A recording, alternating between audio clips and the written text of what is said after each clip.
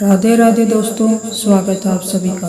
तो आज हम एक बहुत ही बढ़िया कहानी सुनेंगे। इस कहानी का नाम है साधु के वेश में डकैत। यानी कि एक व्यक्ति था जो साधु के वेश में रहता था, लेकिन वो एक चोर था। तो इस पूरी कहानी को अंत तक सुनिएगा। इस कहानी के अंत में आपको बहुत ही एक अच्छी शिक्षा मिलेगी, कुछ नया सीखने को मिलेगा। चलिए शुरू करते हैं। एक बार की बात है, एक गांव के पास जंगल के तरफ डाकुओं का एक झुंड रहता था। उन डाकुओं का सरदार साधु के वेश में रहता था। वो लोग व्यापारियों, अमीरों और राहगीरों को लूटा करते थे और उनसे लूटा हुआ धन गरीबों में बांटते थे। अपने आसपास के गरीबों का ध्यान रखते थे। उन्हें लगता था कि राज्य में इन गरीबों को पूछने वाला कोई नहीं है। उन्हें राज्य की ओर से गरीबी के प्रति यह व्यवहार किसी विश्वासघात से कम नहीं प्रतीत होता था और उनकी बात एक हद तक सही भी थी। जिस जंगल में वे लोग रहते थे, वहां तक राज्य सुविधाएं नहीं पहुंच पाती थी, परंतु इस वजह से उसके मन में व्यापारियों और अमीर लोगों के प्रति नकारात्मक भाव भर गए थे। एक दिन कुछ व्यापारियों का झुंड राज्य की राजधानी में लगे व्यवसायिक मेले से लौट रहा था। उनके पास व्यवसाय से कमाया हुआ बहुत सारा धन था, परंतु उन्हें उस रास्ते और जंगल के बारे में पता नहीं था। वे चलते चलते वहां पहुंच गए जहां वो डाकू लोग रहते थे। सारे डाकुओं ने धीरे धीरे उन्हें चारों तरफ से घेर लिया और देखते ही देखते सारे व्यापारी डाकुओं के घेरे के अंदर आ गए और फिर वो डाकू उन सभी व्यापारियों को डराने धमकाने लगे।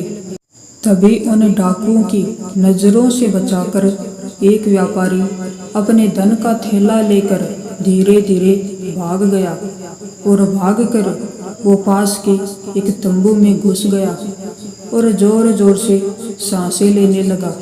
भागते भागते थक गया और डरा हुआ भी था।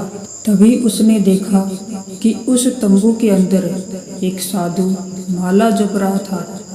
उसके हाँफने की आवाज़ सुनकर साधु जप से उठा और उस व्यापारी से गुस्से में पूछा कि उसने उसके जप में विघ्न क्यों डाला और आखिर उसने उसके तंबू में आने की हिम्मत कैसे की।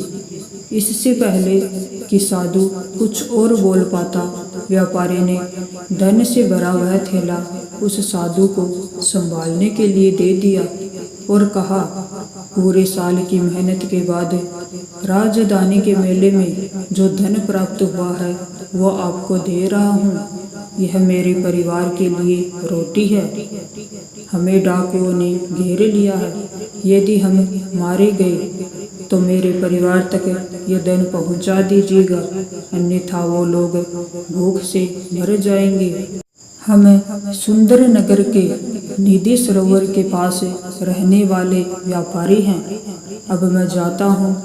यदि डाकुओं ने मुझे आपके पास देखा तो आपको भी मार देंगे। यह कहकर भागने लगा। साधु के मानो होठ सिल गए हो, वह कुछ कह न सका।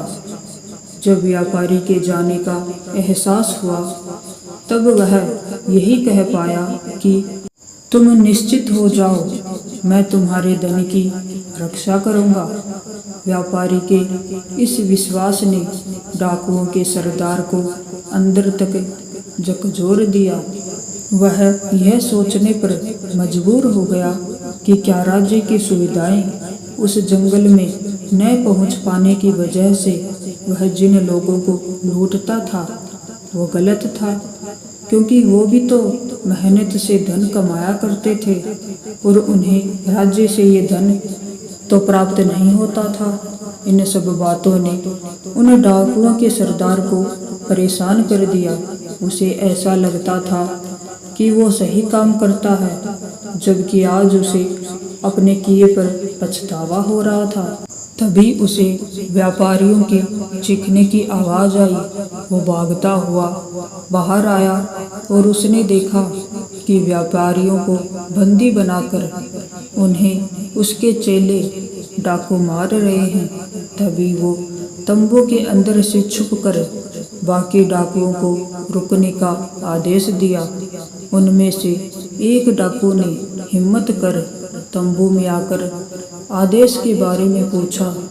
तब सरदार डाकू ने कहा कि इन सभी व्यापारियों को जाने दो और इनका धन वापस कर दो। डाकू इस बात पर सहमत नहीं थे। उनके जीने खाने का यह एकमात्र स्रोत था।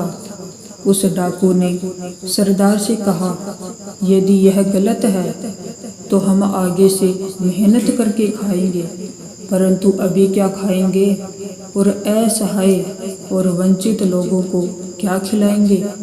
फिर सरदार ने कहा कि यदि ऐसी बात है तो लूट का आधा माल व्यापारियों को वापस कर दो और उन्हें जाने दो।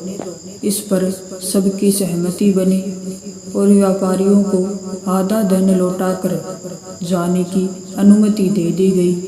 फिर हिम्मत कर व्यापारी अपना थैला लेने वापस तंबू में आया और यह क्या, अपनी आंखों से सच्चाई देखकर वह हैरान रह गया। जिस साधु को उसने अपना थैला दिया था वह साधु तो डाकुओं की टोली का सरदार था। लूट के धन को वह दूसरे डाकुओं को बांट रहा था। यह सब देख व्यापारी वहां से निराश होकर वापस जाने लगा। वह मुड़ मुड़ कर तंबू की तरफ देख रहा था और ठगा सा महसूस कर रहा था, मगर उस साधु ने व्यापारी को जाते देख लिया था और बाहर आकर उसने कहा, रुको, तुमने जो धन का थैला मुझे दिया था वह ज्यों का त्यों है। और साधु ने व्यापारी का धन से भरा थैला वापस कर दिया। अपने धन को सलामत देखकर व्यापारी खुशी से गदगद हो गया और साधु को दान देने की इच्छा जाहिर की, परंतु साधु ने मना कर दिया और हाथ जोड़कर नमस्कार करके तंबू की ओर चला गया। व्यापारियों का झुंड भी खुशी खुशी अपने सुंदर नगर की ओर चल पड़ा।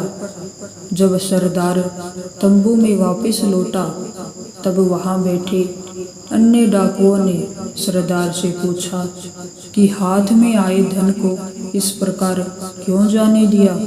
तभी सरदार ने कहा, व्यापारी मुझे भगवान का भगत जानकर भरोसे के साथ थैला दे गया था।